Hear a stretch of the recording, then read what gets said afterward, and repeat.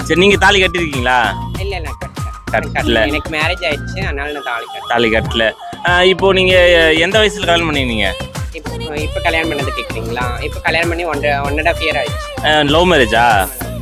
இப்போ நீங்க திருநங்கைன்னு சொல்லிட்டு அவருக்கு தெரியும்ல, தெரிஞ்சு உங்களை அக்செப்ட் பண்ணிக்கிட்டாரு. இப்போ சந்தோஷமா வாழ்றீங்களா?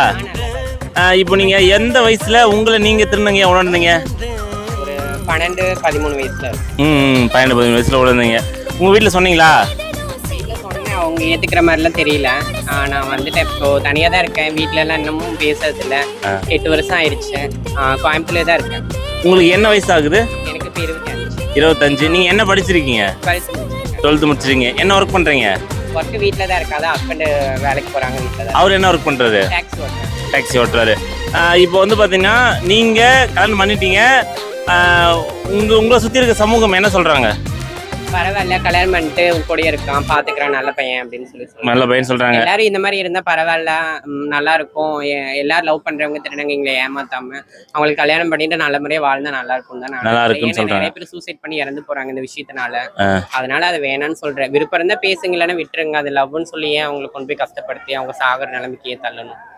சொல்லுங்க பாக்கலாம். ஒரு பெற்றோர் ஆதரவு இல்லாம தான் இவ்வளவு தூரம் வந்து கஷ்டப்படுறேன் நாங்க. அப்போ ஒரு ஆண் வந்து ஒரு அன்பு அந்த அரவணைக்கிறப்போ ரொம்ப அவங்க மேல அன்பாயிடுறாங்க. அதை ஏமாத்துறப்போ ரொம்ப கஷ்டப்பட வேண்டியதா இருக்கு. நீங்க லவ் மேரேஜா? ஆமா, லவ் மேரேஜ்.